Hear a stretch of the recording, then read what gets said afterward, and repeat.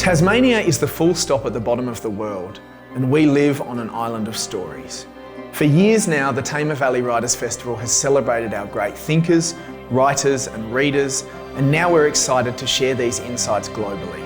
I'm Lyndon Rigol, and throughout this series, my colleague Annie Warburton and I will be talking to writers, playwrights, comedians, poets, editors, and all of those who share a love of the written word, right here on the Tamar Valley Writers Festival podcast. Kyle Perry is a writer who divides his time between his hometown in northwest Tasmania and Hobart. Growing up in the foothills of the Great Western Tiers, he's occasionally found himself lost in the Tasmanian wilderness and is inspired by experiences of the natural world that defy explanation. As a youth worker who has worked extensively in high schools, shelters and drug rehabilitation, his fiction interrogates these issues in a way that is deeply appreciative of the human soul at the centre of them, as is evident in his debut novel, The Bluffs.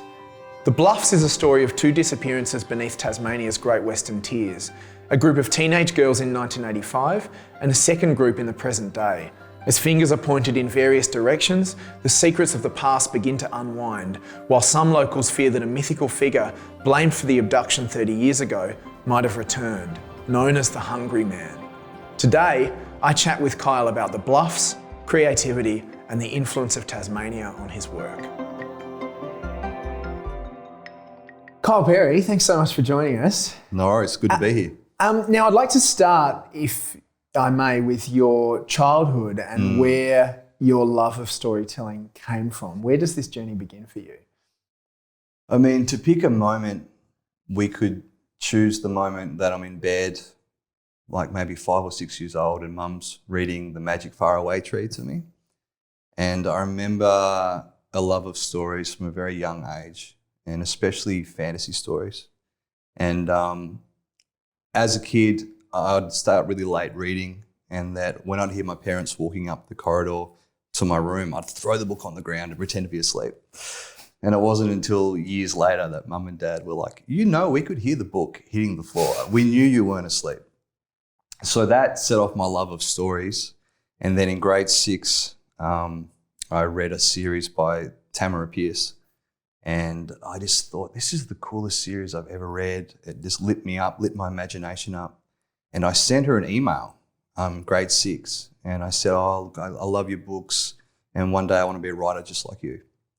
And she replied, and she even said in her email, I don't usually reply to emails, but I wanted to reply to yours. I was quite charmed, and I think you're going to be a great writer one day.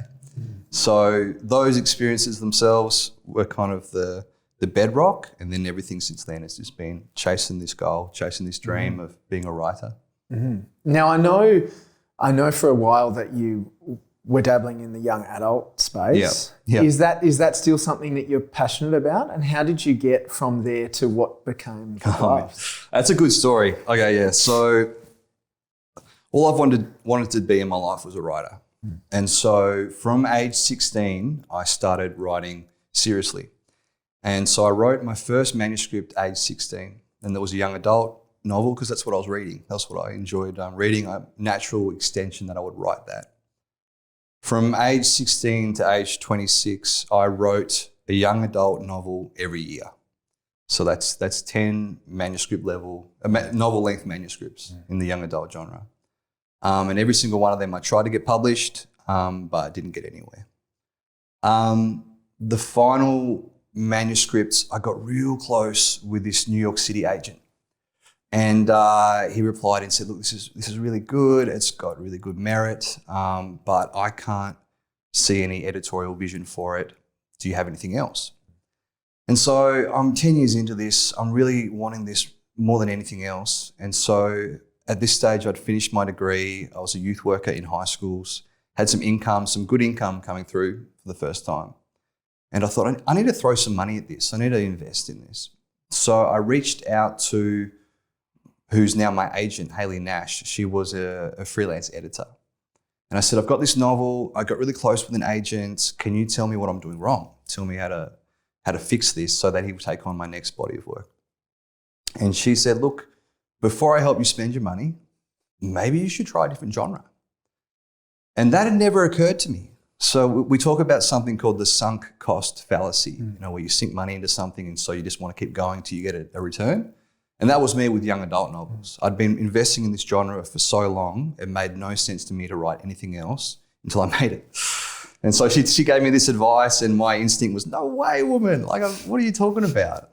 No, thank you. And then a couple of days later, I came back to her and I said, all right, can I hire you for a phone call and you coach me through what maybe I should do differently because I'm stuck. I need some advice. And so we had a phone call and we talked about my job and I was working with criminals and I loved mystery stories. So she said, why don't you try a crime novel? And I said, I can't write adult. I'm not good enough to write an adult novel. I've been writing like young adult novels. But I said, I'll give it a shot. And yeah, then I smashed out the first draft for the Bluffs in 3 months after that. It just flew out of me. So that was the transition from young adult to crime writing. And young adult's still inside of me somewhere, but I definitely, there was a lot of freedom that comes from trying a different genre.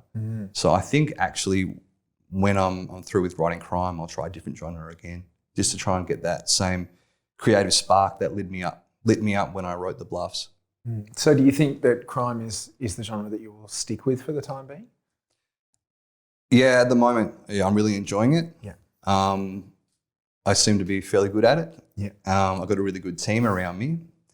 And also you got to take into consideration that I have an audience now. I've got a brand and I have readers that I want to honour them. I want to say, look, thank you for coming on this journey with me. I'll try and make sure that every one of my books has that same, gives you the same feelings that the first one did. So for the time being, the name Kyle Perry will be writing crime, but in a few years' time, I might write a different genre under a different pen name. We'll just play it by ear. You sound like you've lived quite a number of lives and continue to balance all of that. How does your work, your social work, feed into your writing, and how do you balance everything? It's a great question. So I'm currently working as a counsellor and a case manager in a drug and alcohol rehab, working with at-risk men. And oh man, that job is chaotic. It's very chaotic. And the moment I walk in the door, high stakes decisions have to be made. It's very draining. It's very wearing. It's very emotional. But what it does is it connects me to kind of the fabric of society. It connects me to human nature, it connects me to psychology. And it just introduces me to these men who have incredibly fascinating lives. And how I balance it at the moment is I only work 3 days a week. That's my capacity. Anything more than that and I'm cooked. So I work 3 days a week at a rehab. I write for the rest of the week. And how it informs my writing definitely comes from, as a counsellor, people let you into their lives really easily. And it's a privilege and one that I guard. I guard because it takes a lot for someone like that to trust someone else. But along the way, they're very happy to answer questions. And when they know I'm a writer, they're like, oh, I've got a great story for you. So in writing the second book, I was having a chat with one of my clients. It got real heavy. He was a big time drug dealer up in Queensland. And we had this really intense conversation. We're talking about torture stories. We're talking about, kidnapping attempts. It was rough. And then it ended and we're both pretty exhausted. And we've just got about 15 minutes just downtime. And so I pull out my laptop and I say, all right, bro, I need you to teach me how to launder money. So we dive into some ideas about laundering money because I need it in my next book and I've got no experience. And here's the perfect guy right in front of me to tell me what to do. Yeah, so that's just an example of how my day job informs my writing. In the Bluffs, my day job at that time was working in high schools as a youth worker and dealing with the chaos and the lawlessness of teenagedom. And that definitely informed a lot of the Bluffs. A few key events in the Bluffs are based on real experiences. And the character of Murphy, who is the drug dealer, he's inspired by my previous work before that at another rehab. So it's definitely my professional career shines through in all my writing. I wonder if you can talk a bit about the influence of Tasmania Yeah. on your work and what it means to you to be a Tasmanian writer. Yeah. That's a great question. I read a book recently called Sticks and Stones by Catherine Firkin, and it's set in Melbourne, and it's kind of a police procedural. They're chasing a serial killer through the streets of Melbourne. And I said to someone, I said, I love this book because it's so foreign to me. It's so alien, the idea of being in a city and like walking around streets. And so it's pretty cool when I have other people say that back to me about the Tasmanian bush. They say, oh man, I love that your book is set in the Tassie bush. Tasmania just shines through. It's kind of alien. It's very mysterious. I'm too scared to go in the bush, which is weird for me to hear because I grew up in the bush. Mm-hmm. So it was just a natural extension that I would write about the Tasmanian landscape. Mm-hmm. Tasmanians ourselves, you can't be anywhere on this island without seeing a mountain. Mm-hmm. So the landscape, the horizon, that rugged horizon, the dense bush, the fact we've got, like 1/5 is national parks or something. Mm-hmm. That's like in our psyche. Mm-hmm. And I wasn't consciously aware of that as I was writing this book. I was just letting something organic come out of me. And it wasn't until later when that nature aspect seemed to get so much attention that I realised, oh wow, there actually is there's something really special about this, to the point I wasn't consciously aware of it. So that's the landscape side of things. The actual societal, community, small town mentality is the same thing. I grew up in Ridgeley, which is a tiny country town. And so it made perfect sense to me to base my novel in a small country town, and everything in there just came out organically. And I've loved hearing people say, oh man, the way you write small towns is so authentic. And I'm like, I didn't even mean to do it. This is what small towns do. But yeah, I love being known as a Tassie writer, and there's some awesome things happening on the Tassie literary scene right now. And there was a while ago down in Dimmick's Hobart where the top row of bestsellers were all Tasmanian. So that was a very special feeling. Did any of the characters, I'm interested in the characters of the Bluffs, did any of them ever surprise you in the way that they developed and presented themselves along the journey of this story? Because there are a lot of twists and turns, but I'm intrigued as to whether sometimes they took you by as much surprise as they take the rest of us. Yeah, so the character of my detective, Con Badenhorst, originally I wanted him to be really laid back. I wanted him to be kind of surfy, kind of casual. I wanted him to be the polar opposite of Murphy, who's quite rough and loud and angry. I wanted Con just to be just cruisy. And I wrote him that way at the start, but he just didn't fit. And he kept like losing his temper and he kept doing weird things. I'm like, what are you doing, bro? He's like, oh, I am your God right now. You do what I say. But every time I tried to make him do something, it just fell flat. And I used to kind of get a bit annoyed with writers talking about the mystical, magical element of the characters taking control. Because that's cool, but let's be realistic. It's all up in here. Like everything I write comes from me. But then there's the flip side, which talks about ideas themselves living in their own almost dimension, and we just channel them. There's this idea, it's like a pagan animist idea. Liz Gilbert talks about it, that ideas are living and they latch onto us. And so in writing The Bluffs and seeing this character, Con Badenhorst, not be who I wanted him to be, made me give a bit more credence to that fact and think, oh, maybe there's something in this. The rest of the characters, so I don't plot. I just shoot from the hip. The rest of the characters, because of that, they surprised me as I went along because I thought, oh, that's really clever. Oh, that's really clever. I'm so good, Oh, that's perfect. That fits right there in the best way. But because of my background and my qualification, my industry, my sector, one of my strengths as a writer is as soon as someone steps onto the page, I know everything about them. I can read them like a book. So I just kind of trust the characters to lead me now rather than forcing someone to do something. Book 2, which I'm writing at the moment, had a bit of a similar experience. I crafted one character, I released him onto the page. I wanted him to be like a detective because I needed a detective character. And he didn't want to do it. He was kind of selfish in the things he wanted to do. And I thought, all right, bro, let's just see where this goes. And the energy is just perfect. So, yeah, it happens all the time. And I'm glad to be kind of witnessing that as an observer now too.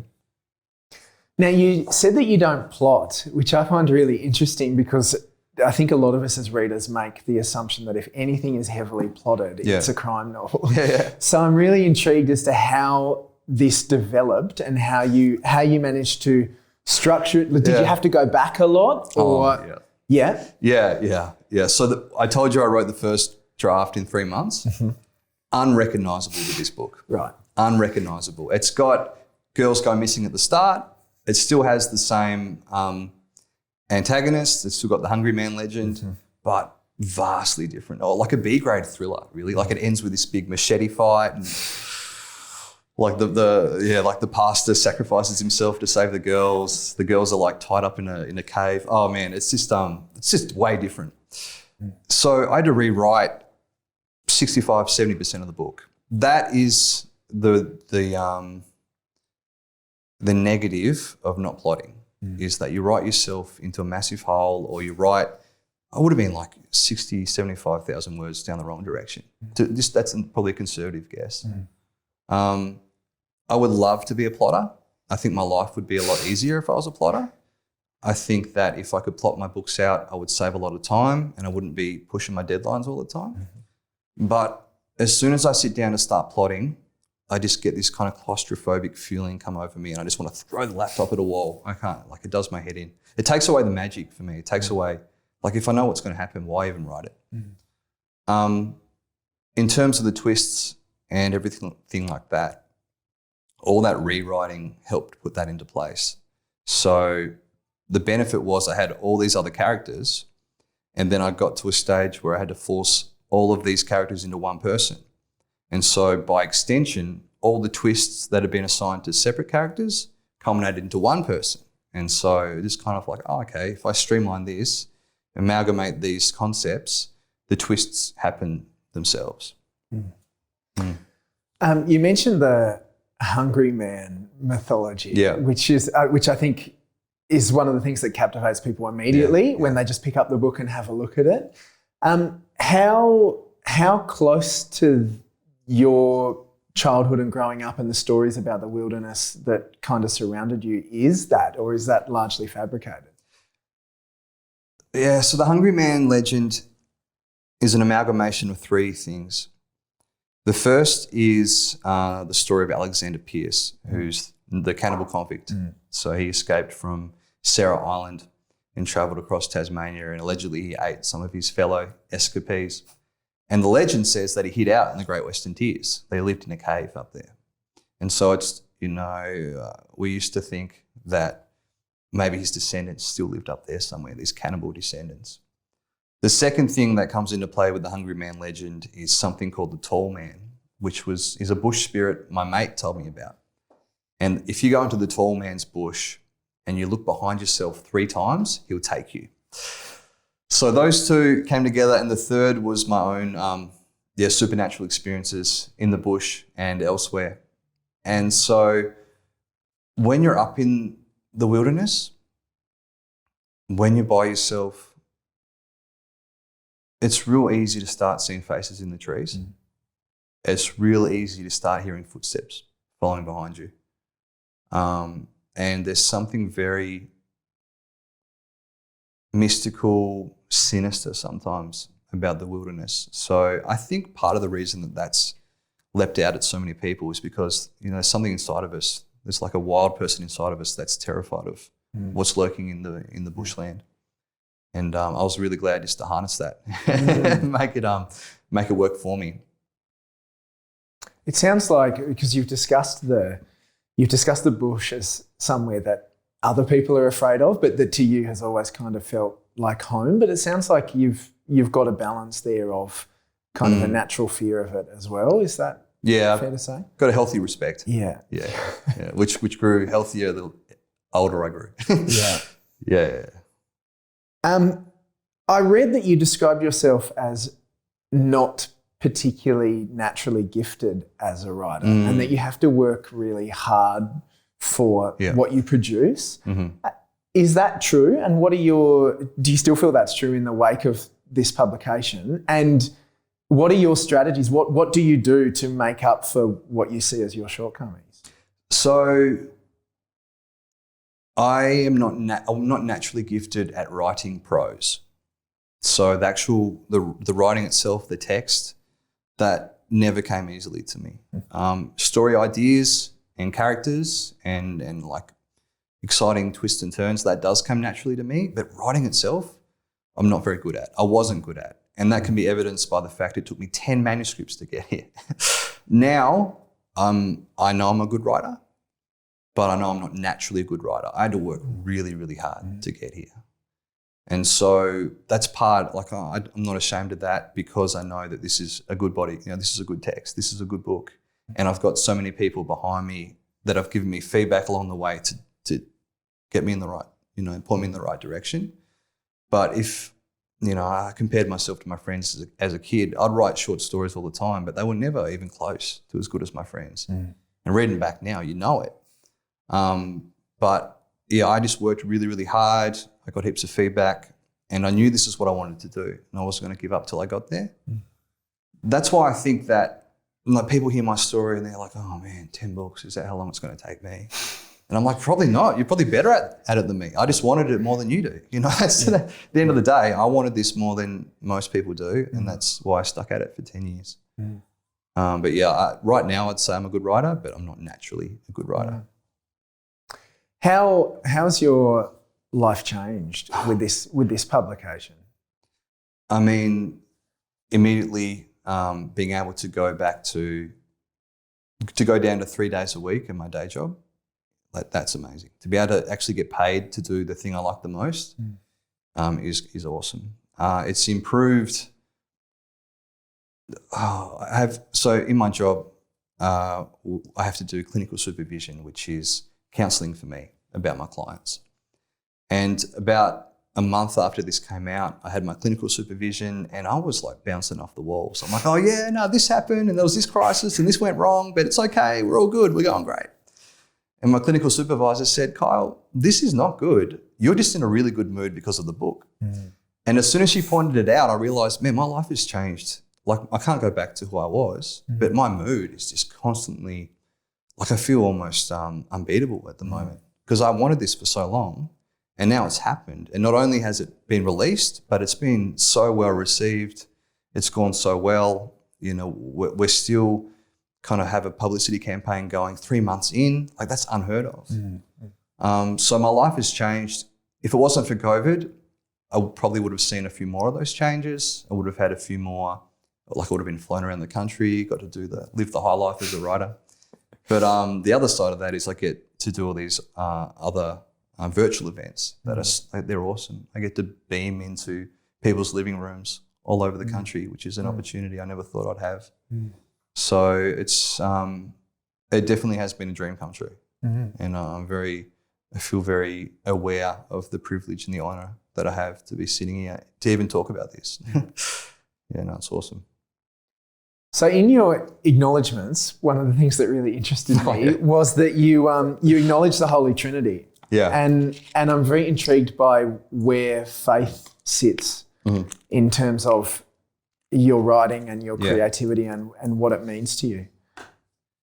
Yeah, so that's part of the whole reason I was able to have the resilience to write 10 books is because I knew this is what I was designed to do. So having faith, there's all this evidence out there that shows that when you have faith, you've got more hope. And the more hope you've got, the more resilience and the more successful you're likely to be. And it was definitely the case for me. I've always been a Christian. I've always believed in God. And that's been a core foundation of my life. And from a very young age and through being a teenager, I thought, this is what I want to do. This is what I'm designed to do. I feel like the reason I was put on this planet was to be a writer.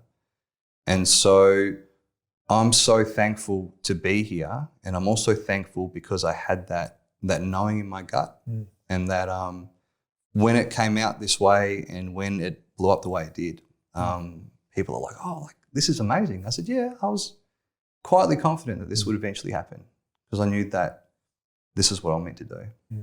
And so I wanted to, my character Murphy has a faith journey through the book. And, I've got a pastor character there that's based on, real life experience with pastors. Most pastors get written in a way that's not very congruent with who they actually are.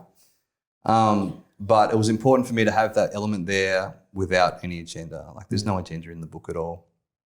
But that's an important part of my life. And it's a very important part of my journey, and it's going to continue to be an important part of future books.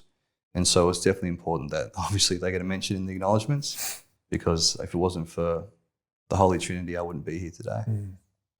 There are some lovely moments of faith and engagement with faith in the book, but in general, it's a pretty dark book that is exploring the probably the more sinister side of humanity.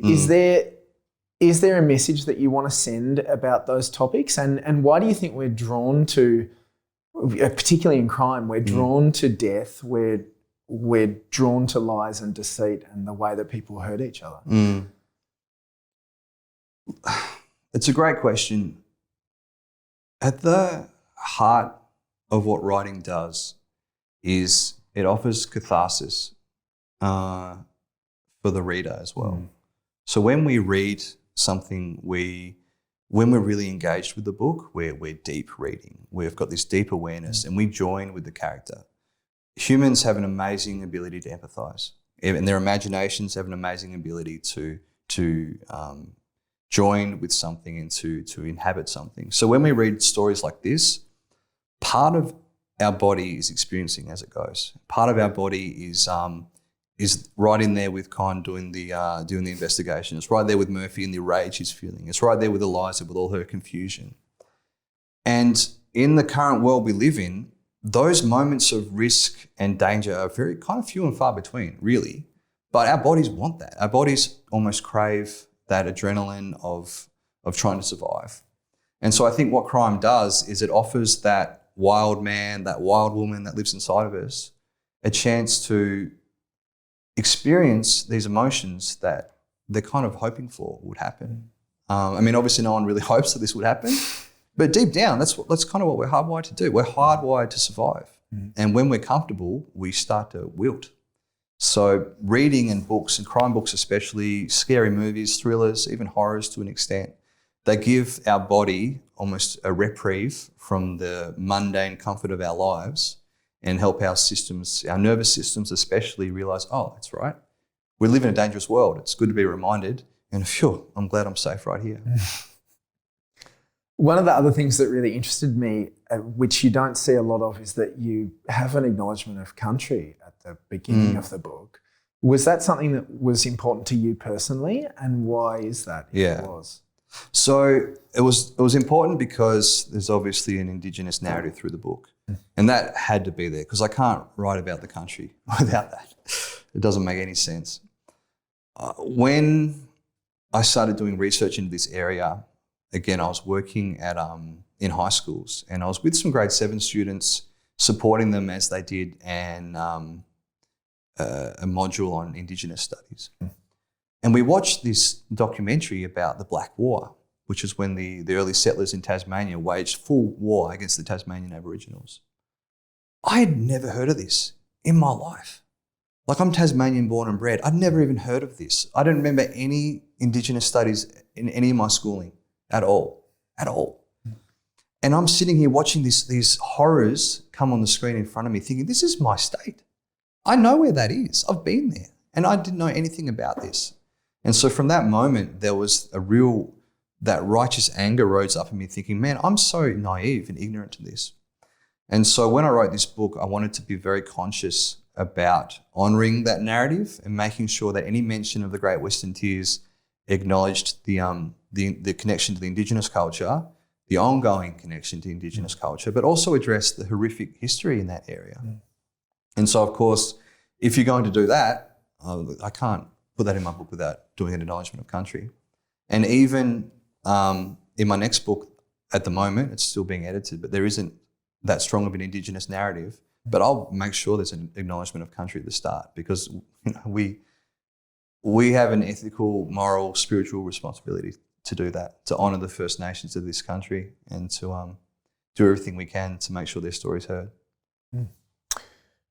Would you, and I'm interested to hear a little bit about the project that you're currently working on, and would you return to the world of the Bluffs? Do you return to the world of the Bluffs? Look, it's a great question.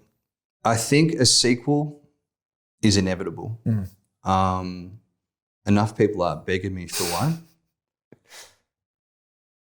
I would like to wait until I'm in a position where I can do this full time and I can give a sequel all the attention it deserves.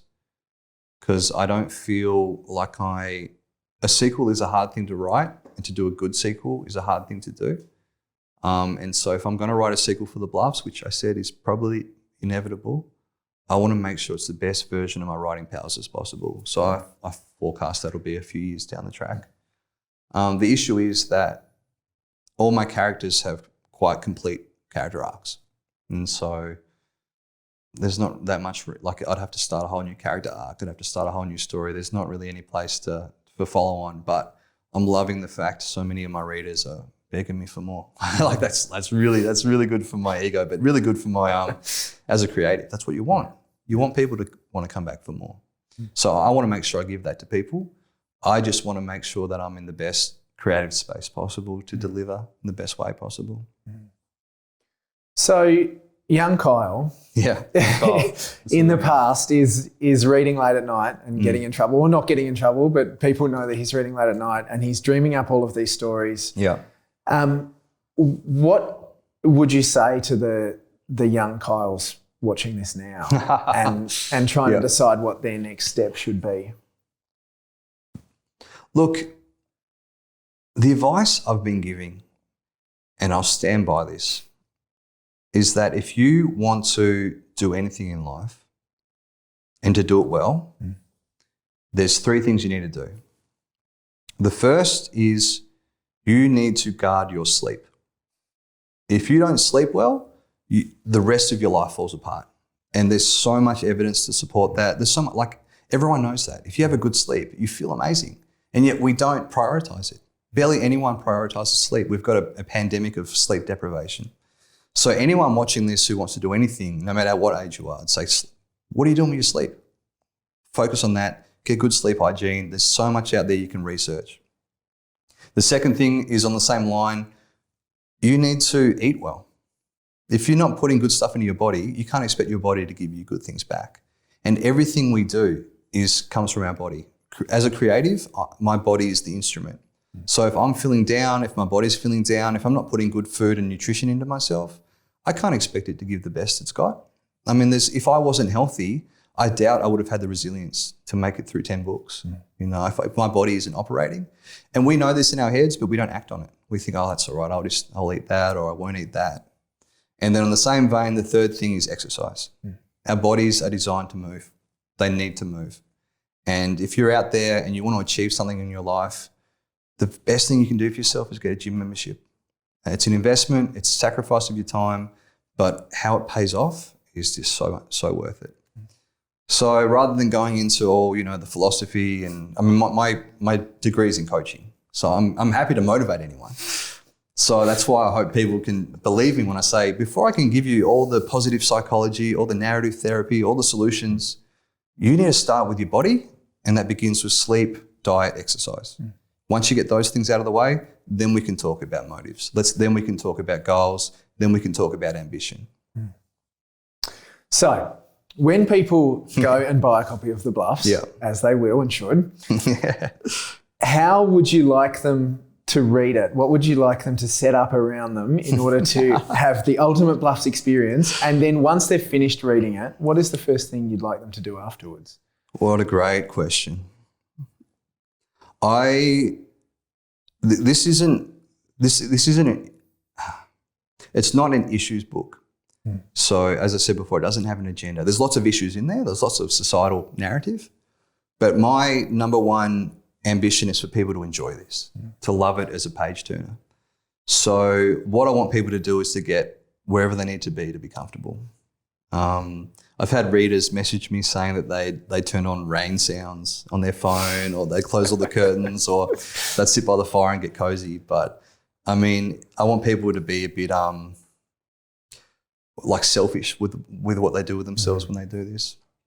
And I think what I want people to do when they're finished is, if they enjoy it, to go pick up another Aussie writer. To if they like this book, if they like this story, they like this setting, go out there and find some more. Keep reading. It's really good for you, but it's important that we continue to feed ourselves with stories, and especially Australian stories. There's so much Australian culture out there that we bypass, going for the US culture or the UK culture, and especially Tasmanian. If you really enjoyed the Bluffs, then get out there and read some more Tassie writers, because there's some really good ones out there. Do you have any that you'd recommend for a post-Bluffs hangover? Well, it depends what you like out of it. If you like the natural element, then Robbie Arnott has some really good nature writing. If you want to go more into the Tasmanian politics side of things, Bruni by Heather Rose does some awesome things there. If you just want to read more mystery, then there's heaps of great Aussie mystery writers out there, like Jane Harper, Chris Hammer, Dervla McTiernan. I think it's important that writing is a bit of a reading is a little bit of a spiritual experience too. So when you walk into a bookshop, if you just listen, sometimes you can kind of hear the right book calling out to you. And I mean, that sounds a bit ethereal, but if you just kind of step into a room and think, what does my heart need right now? What does my mind need? You would surprise yourself at how you'd almost feel the right book calling out to you. Kyle Perry, congratulations. And thank you so much for joining us on the Tamar Valley Writers Festival podcast. Thanks so much for having me. It's been a privilege and an honour. The Tamar Valley Writers Festival podcast series is sponsored by Events Tasmania, M Visuals, and the award-winning Turner's Steelhouse Distillery at Grindelwald, home of 3 Cuts Gin, the perfect accompaniment to a night of reading. For more information on any books mentioned in this program, please visit Petrarch's, Launceston's major bookshop and a wonderful supporter of the Tamar Valley Writers Festival.